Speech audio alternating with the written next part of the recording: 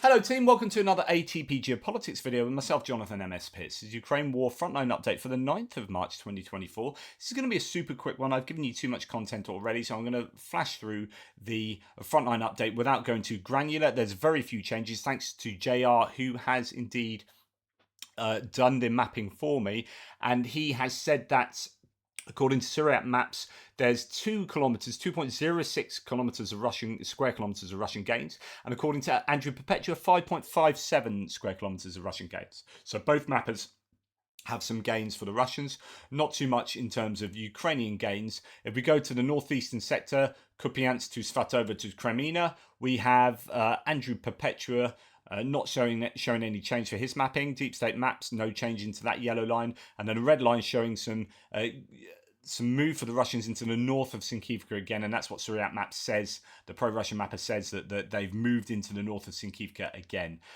Whether that's entirely true, so, as I keep saying, he generally moves the Russian defensive line as soon as Russians are seen anywhere. It doesn't mean they actually control it though, but he interprets Russians being somewhere as controlling an area. And then no changes to the northeastern front line other than that. The Seversk front line to Bakhmut, where that seems to be somewhat more stable, which is good news. Ivanivska is the area to worry about. The Russians have been moving through there. Greg Terry yesterday, who's in Ukraine, was talking to me about how he thinks Chasiv Yar will eventually fall to the Russians. I don't know. I'm not sure the Russians have got as much in a tank as many people think. And I could show you again heaps of imagery today, heaps of footage of Russian columns and vehicles being destroyed. We saw Andrew Perpetua's list of the Russian losses from yesterday were absolutely staggering. And today, going forward, I don't think the Russians can continue to lose that kind of that amount of equipment as they are, and the troops that go with it, and continue to take big gains like Chasiv Yar. Now, if the Ukrainians step back from there and do an operation withdrawal, then maybe, but they dug in there for some time. I know it's been pretty much flattened, but I just think the Russians will find it difficult to take that without taking themselves huge losses in the way that we've seen them take at Avdiivka. Now, there's been some days of stasis here, and I've said that this has been good news that the Russians have stopped moving forward here. However, we see some pretty significant gains as far as Andrew Perpetua is concerned. This is all gain for him here, so that's why you get 5.5 square kilometers of Russian gain. Now, that might be sort of catching up with some of the other mappers who already had that broadly in place. So it might not be that his gains are entirely from the last 24 hours, but the evidence was yet to come in for him to be able to confidently say Russia controlled that area. But for Syriac maps, this will be, and Deep State maps to some degree, some added gains from yesterday. And Tonyenka, it appears to Syriac maps, is now fully under the control of Russia. That's what they say. Not all the mappers agree with that. As you can see, Deep State map and Andrew Perpetua's map there has Tonyenka not in control of the Russians. But Syriac maps is boldly making that claim, and some other gains around just to the north of there. Now, this is still what's to be expected. I've said the Russians will move up to this line here. The Ukrainians will defend this line.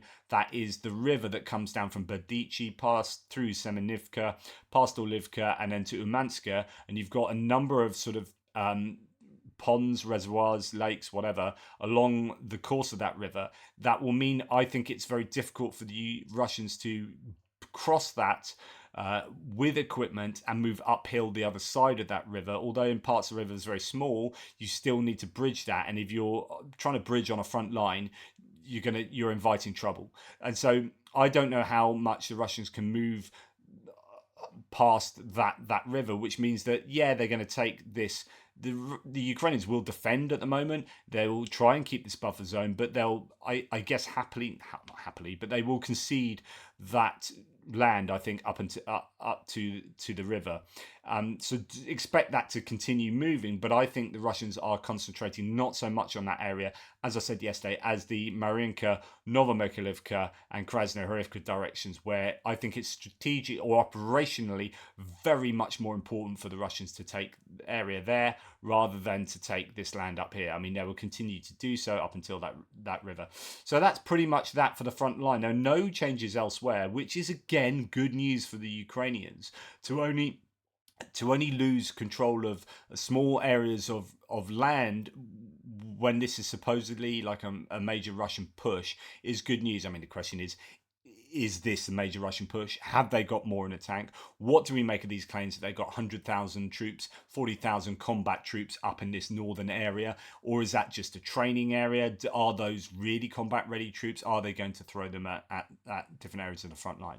No, a report says there's been very little to report on in terms of changes to the front line recently. Ukrainian troops appear to be succeeding in halting Russian advances around Avdiivka and repelling attacks near Sinkivka up north, both places where actually the Russians have made at least some small gains according to Surrey maps at least, and Robotina.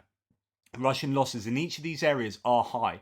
So as I say, there is confirmed visual evidence of very high Russian equipment losses at the moment.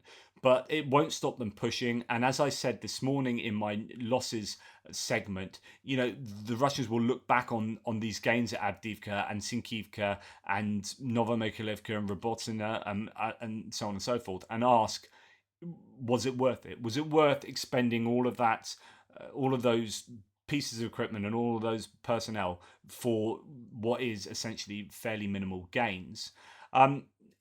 Astray Intel said yesterday, Zaporizhia front or Kyiv operational sector, Russian forces deployed a yet to be identified highly capable electronic warfare system in the Robotina area, which is disrupting the efficiency of first-person view drone missions. Not a major cause of concern, but that's a report, so he says, of 1 in the morning yesterday evening. And then yesterday night. Then David Axe, who writes for Forbes, says Ukrainian Marines jammed Russian drones, slipped across the Dnipro River into Dachi and plunged another thorn into the Russian occupiers' sides. The Russians fought back with a rare guided missile. So that's in the Dachi area, which is down near Krinky. I just forget exactly where Dachi is. But yes, it's somewhere around there.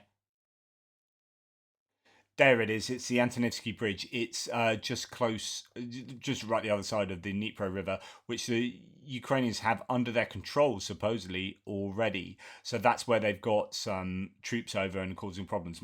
As he says in Forbes, most recently, Marines slipped across the river near the blasted Antonivsky Bridge, dug in Dachi, a form of vacation community, according to Ukrainian Center for Defense Strategies. Marines, quote, hold positions in the summer houses or dachas. It's evident from Russian social media how the Marines managed to get across the river and into the dachas. They jammed the Russian drones that otherwise would be watching and attacking from overhead. And then the Russians use a helicopter LMUR missile to shoot at them. Jamming probably isn't constant, as it would also interfere with Ukrainian drones, but by coordinating electronic warfare and troop movements, Ukrainians can create temporary drone dead zones and exploit those dead zones to move their forces. The on-off pulse of Ukrainian jamming might explain what happened in Dachi earlier this week. Russian Marines from the 810th Brigade spotted with a drone a Ukrainian Bukovel radio jammer that, when switched on, can scramble a drone's control signal from as far as 30 miles away. The Bukovel was nestled in a concrete structure under the ruined Antonivsky Bridge, making it a tough target. To destroy the $50,000 Bukovel, the Russians had to deploy a helicopter firing of 230,000 Igeli 305 guided missile. Jam, then assault. That's how the Ukrainians crossed the Dnipro into Krinky back in October, and apparently how they crossed into Dachi. Whether Ukrainians hang on to Dachi remains to be seen. There have been crossings, cross-river raids around the Antonivsky Bridge in the last year or so that didn't lead to an enduring Ukrainian presence on the left bank, and the Marines in Dachi already are under pressure. Last week, Russian rockets struck a dacha, ostensibly sheltering some Ukrainian Marines.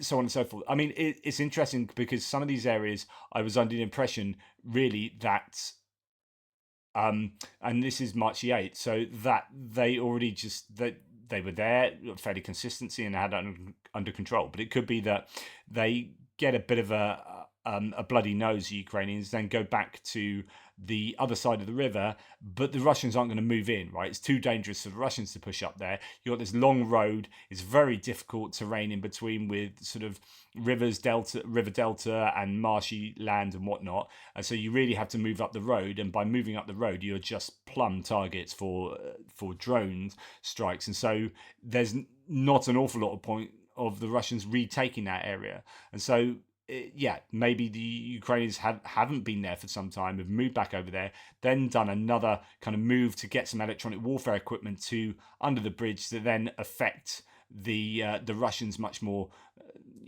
much closer to that bridge in and around Oleshki, so on and so forth, and the Russians have then hit the Ukrainians back there again. So it's interesting. It gives me a bit of an insight as to the fluctuations that might be taking place in some of these areas. I mean, we know that the Ukrainians are consistently in Krinky, but some of these other places, Pidstepny was one that we didn't hear much about, and then Suret changed that recently from grey zone to now Russian controlled, and I don't know whether that's an area where they try and prod and probe, but aren't necessarily there constantly, and that's what appears to be happening in Dachi. Anyway, that's a little bit of an insight into what's going there. Thanks for watching. Please like, subscribe and share. Take care. Speak soon.